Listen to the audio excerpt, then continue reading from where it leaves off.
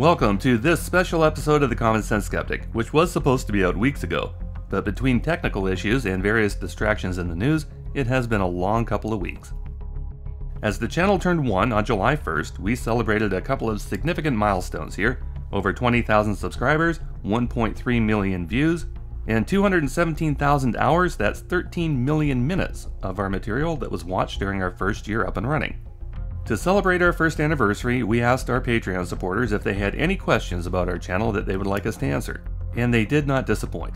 So we're going to start with a Q&A session about the Common Sense Skeptic, give you a little insight as to how we do things, and we're also going to catch up on a couple of past stories with our first Where Are They Now recap, which will lead into where the Common Sense Skeptic is headed going into our second year. Time for some questions. First question, where did the name Common Sense Skeptic come from? When we decided to tackle a YouTube channel in earnest and start producing material regularly, we wanted to make sure that we had a name that was unique and as clear as possible with regards to what our goals were. The primary goal of the channel is to break complex subjects down into bite-sized pieces that everybody can digest and understand. When we started looking at how to incorporate common sense and skepticism into the same thought process, we found that there are a lot of articles online that believe common sense and skepticism are opposites to each other. However, skeptics that question vague or false scientific claims are invaluable to the scientific community.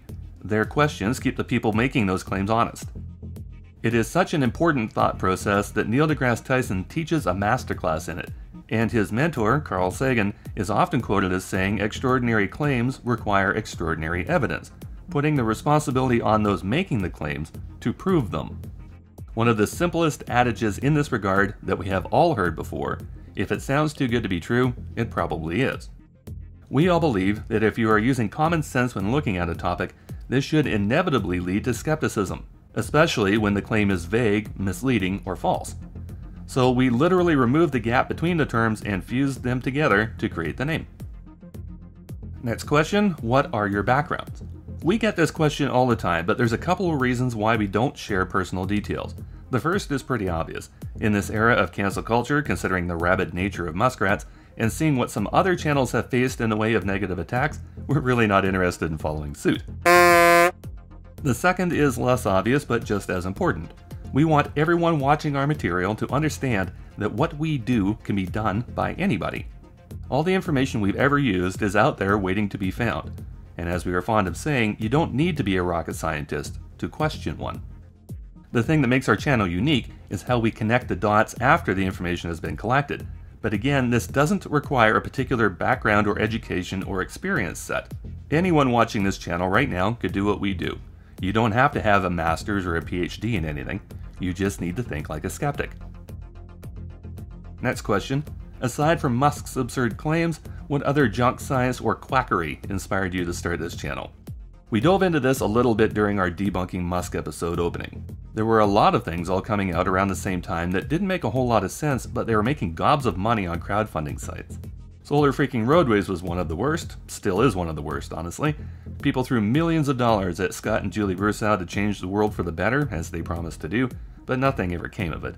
The financial awards from the DOT and the other competitions like the GE Eco Challenge whipped money away from other ideas that were probably much more viable. Similar nonsense like alcohol was circulating, along with the water seer and condominiums hanging from asteroids, and this thing that's supposed to store energy like a battery. So much wrong with all of them, basically ignoring the laws of physics in a lot of cases. And of course Musk is worse than any of them since he's got his fingers stuck in a dozen different pies. Next up, what new areas of debunkery do you foresee your channel delving into in the future? We've had a couple of episodes on the back burner for a while now. One of them is an in-depth look into the true effects of minimum wage on the economy, and especially the small business owner. We also plan on doing an episode linking the high rate of divorce in developed countries directly to climate change. So some socio-economic episodes that are more common sense than skepticism. But of course, as new technologies or claims are released to the public, we'll take a look and see if they're worth a deeper dive. Next question. Your videos are polished and your scripts are clearly edited carefully. Thank you. How much time do you typically invest in making a 20 to 30 minute video segment, including all the necessary research and calculations, as well as the graphics and scripting and final production? There is no single answer to this. We've managed to pump out an episode in 3 days' time, then struggled to get the next one out in 2 weeks. The biggest bottleneck that we come across is normally finding or having to make the visual elements that show the same story that we're trying to tell. Sometimes it can take up to an hour just to make one of the frames if there are animations involved. As an example, our last episode on Starlink had over 600 different elements fused into the one video. Photos, videos, movie clips, memes, and quite often, after getting everything lined up for the production, a different search parameter will uncover a whole new treasure trove of better quality images or video, and we'll have to redo the entire segment as a result. The short answer to this question would be somewhere in the neighborhood of an hour of production per every minute of video, and sometimes it's double that when you're counting front to back, from concept to publication. Next question is a little bit deeper. The only criticism of your channel I have seen that may carry some genuine merit are those directed at your video testing Elon Musk on a psychopathy scale. In retrospect, do you feel it was too personal of an attack, as I've seen claimed? So that particular episode was tongue-in-cheek, after Musk launched SN11 in the fog and people were asking if he was crazy. We figured giving them a way to answer that question for themselves was a great idea, and seeing as how it's our fourth most popular episode, it seems to be providing many people with some entertainment, which of course is why we're here. We even said right in the script, some of you are not going to like this episode, but it was completely fair game. Also, reading how some of the viewers took the test themselves and then shared the results, that was worth a chuckle. Next question. When you reach sufficient Patreon support, is it your plan to self-demonetize your YouTube videos, or is YouTube already doing that to you the same as it is doing to everybody else? Monetizing our YouTube channel has done well for us, surprisingly well if we're being honest. We earn on average half a penny for every view, and we've started racking up a decent nest egg for better production gear, possibly leading to a small streaming rig for when live events are on the calendar, but we're not there yet. And we've just had to buy a new computer that can render and upload our longer videos more quickly, as well as a software program that won't frustrate the studio guys nearly as much due to jamming. Patreon donations have definitely helped out with those purchases as well, and a huge thank you goes out to all 55 of our patrons for giving your ongoing support. We have put out some ideas for tier rewards on Patreon, but right now it's simply people donating and helping out however they can. If anyone has some ideas for rewards they'd like to see at different tier levels, by all means, let us know what they are, and we'll try to accommodate them. We did just sign up with a merchandising company that drop ships on our behalf, and we did a test run by ordering 2 coffee mugs for ourselves. These things are quite nice actually, and you get something tangible in return for your support, while we take home about the same percentage share as either memberships or super chats on YouTube. Next question isn't about the channel, but it asks our opinion on the future of electric cars. Do you believe the future lies in the electric car as opposed to better mass transit, or do you see a combination of the two? So the advent of the electric car, especially in the US, is cart before the horse thinking. It's been ass backwards from the start, since the vast majority of electricity in the US is still made with fossil fuels. What is the point of making an electric car that's powered by coal or natural gas? It's not greener by any stretch.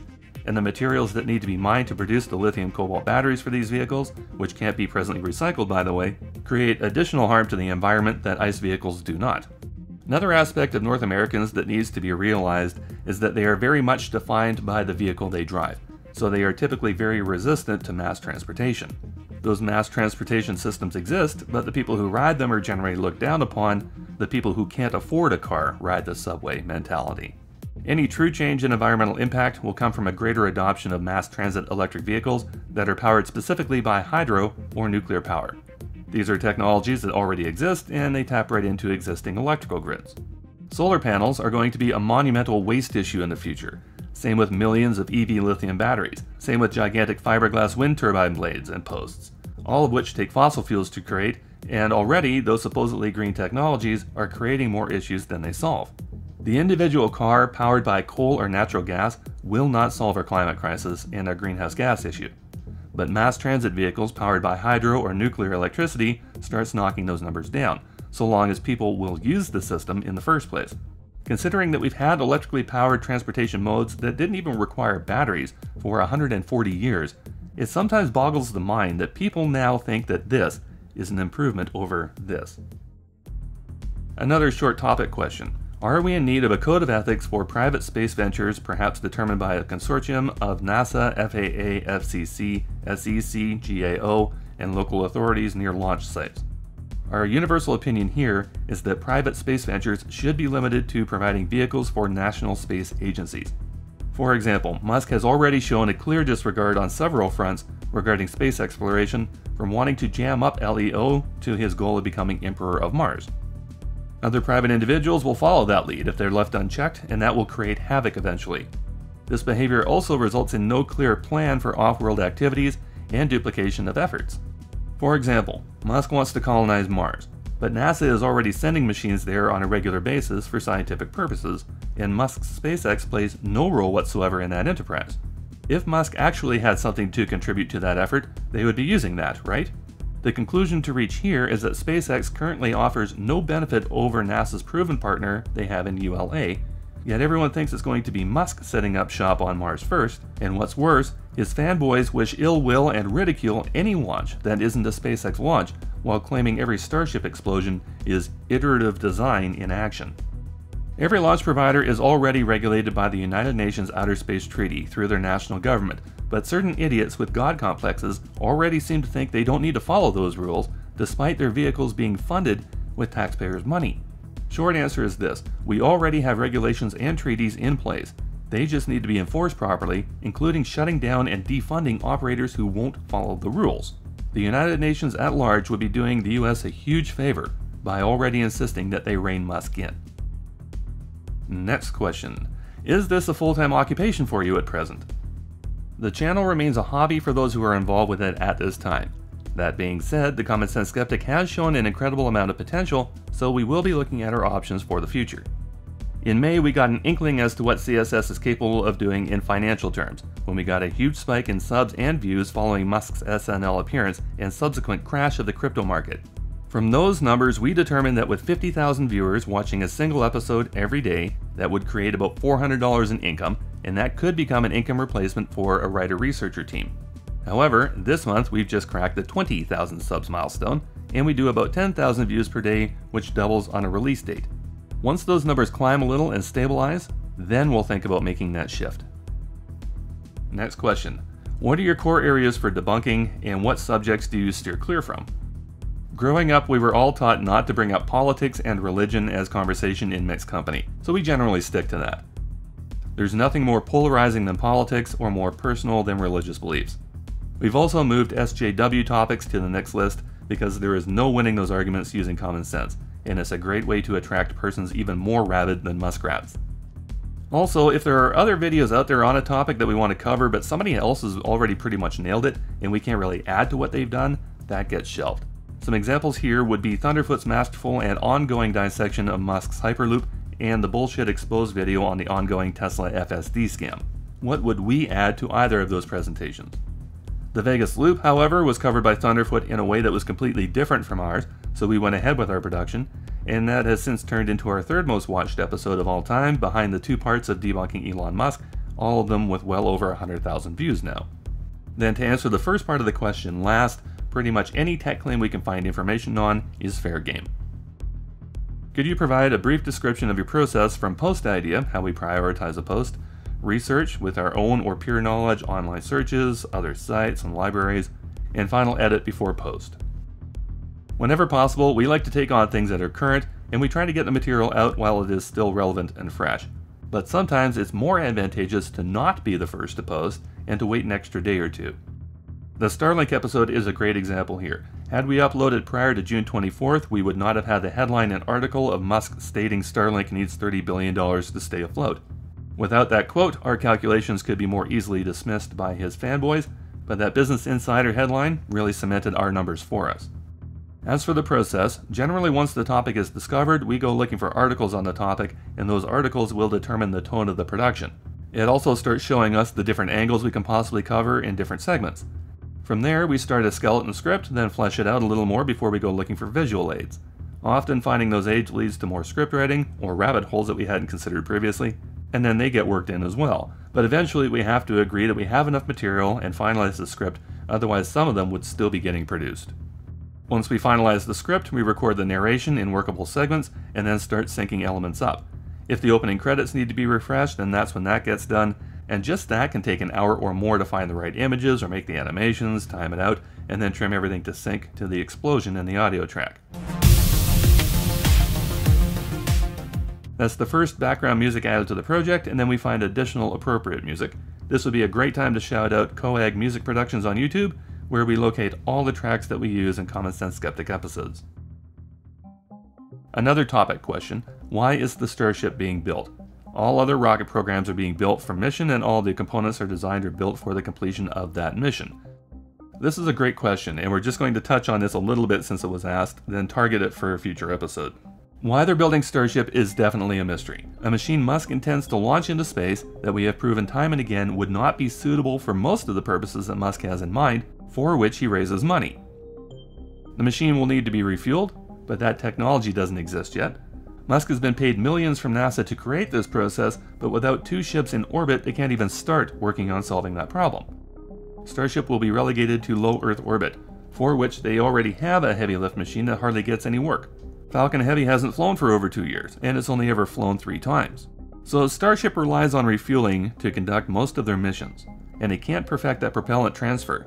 Then Starship will not be going to the moon, it will not be going to Mars, it will not be colonizing our solar system as Musk claims.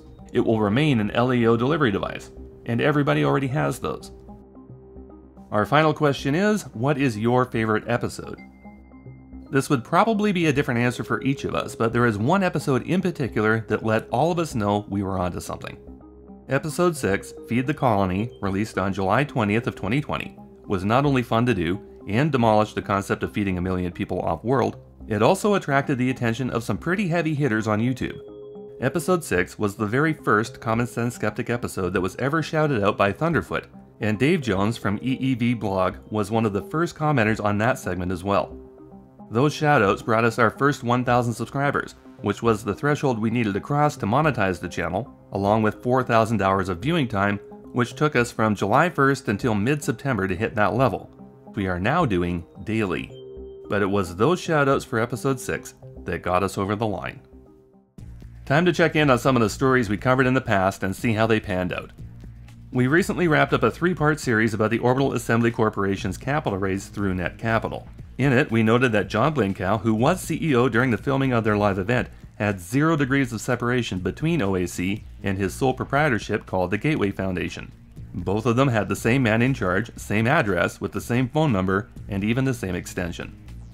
Our video exposing these details was released at 9:30 a.m. on Saturday, April 24th. Less than 2 hours later, a viewer told us that Orbital Assembly had removed their phone number from their Facebook page. And when we went to their website, their address had suddenly changed. Now, instead of sharing a rented mailbox with John Blinkow at UPS, OAC now shares an office with Tim Alatorre at his strip mall office in Rockland, California, shared with his architecture firm, Dolmam. Then, wouldn't you know it, the guy who holds 76 million of the 100 million shares in the company is now nowhere to be found on the OAC website. John Blinkow, the only face of this company for the past 9 years, has been replaced with Rhonda Stevenson, and we told you all about her previous vaporware projects in episode 1 of Orbital Disassembly. If you look at John Blinkow's social media pages, it's almost like they didn't tell the guy he's been fired from his own company, despite holding 76% of the voting shares. On his Facebook page, he still lists himself as CEO for OAC, although his involvement with Orbital Assembly has been completely expunged from his LinkedIn profile, most likely by Rhonda Stevenson. So we will definitely be keeping an eye on this in the future, and it will be interesting to see if there is any mention of John Blinkow in upcoming releases, or if they're going to try to hide his involvement with the company completely. And over at Neuralink, their president and co-founder of the company unceremoniously left earlier this year, as he announced on Twitter. Max Hodak had apparently not been at Neuralink for several weeks before he made the announcement, along with a couple of commentaries, first agreeing with a tweet that wasn't fond of management leaving a company before they release a single product, and another stating that whatever he does in the future is not going to be Jurassic Park. That is in reference to an article on the topic stating Max thought Neuralink probably had the tech required to make Jurassic Park for real.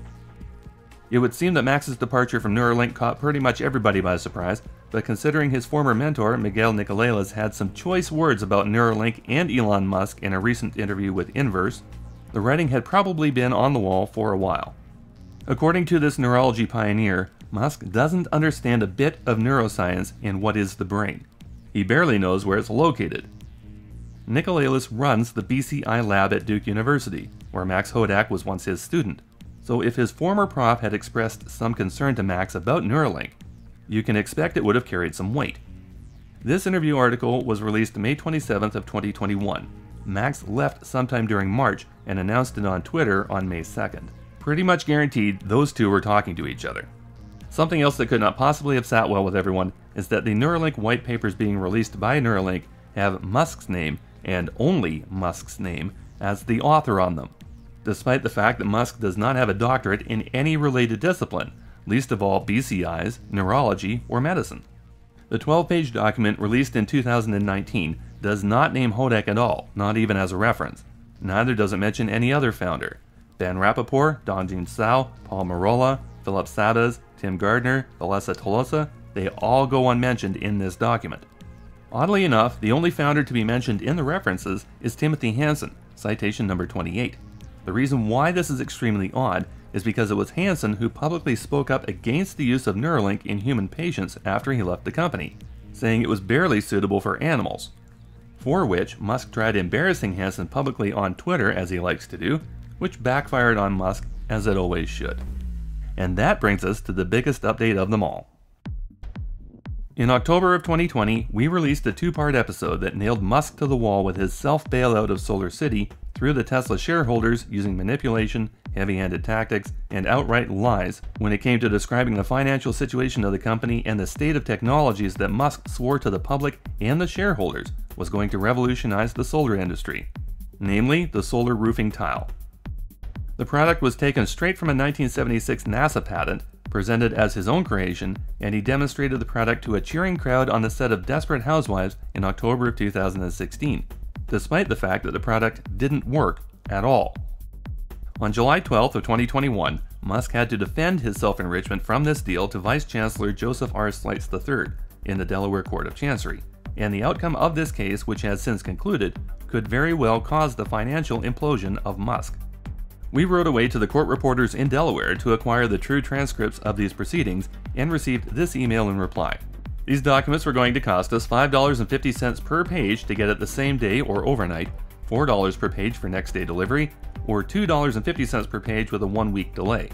The transcripts for the 2 days that Musk was on the stand averaged 274 pages each, so upwards of $1,100 per day for next day delivery plus credit card fees, and we're not making that kind of coin. So we put out our feelers to see how much interest there was in this project and filed a crowdfunding effort on Kickstarter to raise the funds required to get these true transcripts. However, Kickstarter censored and denied our project, so instead we went to GoFundMe and they did launch for us. There's some good news and bad news involved with our campaign. We did hit our minimum funding goal of $1,000, but we did not hit the amount required to buy these documents as we were told by the court reporters we needed to do. The mainstream media left the courtroom when Musk did, and no media outlets were reporting on the proceedings afterwards. That was another 8 days worth of testimony. There was one man whose handle on Twitter is Billionaire Bully, who took up the mantle and published daily updates in point form, but even he wasn't able to be there every hour of every day, so coverage was a little bit spotty and secondhand. Luckily, there's a website called plainsight.org who has managed to acquire and publish those documents online, meaning we will be able to complete this objective. So in the coming weeks, we are going to break down these proceedings day by day, line by line, and we're going to bring you the highlights, lowlights, and drama of this trial in intricate detail. Wherever possible, we are going to do our own cross-examination of various testimonies, and show you why, in one court reporter's opinion, Musk is fucked. Thank you so much for tuning into this episode of the Common Sense Skeptic, and for making the channel the success it has become over the past year.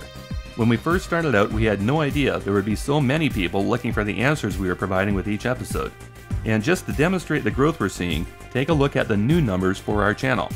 That's how much we've grown while we produced this episode. The best way to keep our community growing in the future is to share these videos with your friends, follow us on Twitter, and make sure you ring the notification bell so that you'll know when the Common Sense Skeptic returns.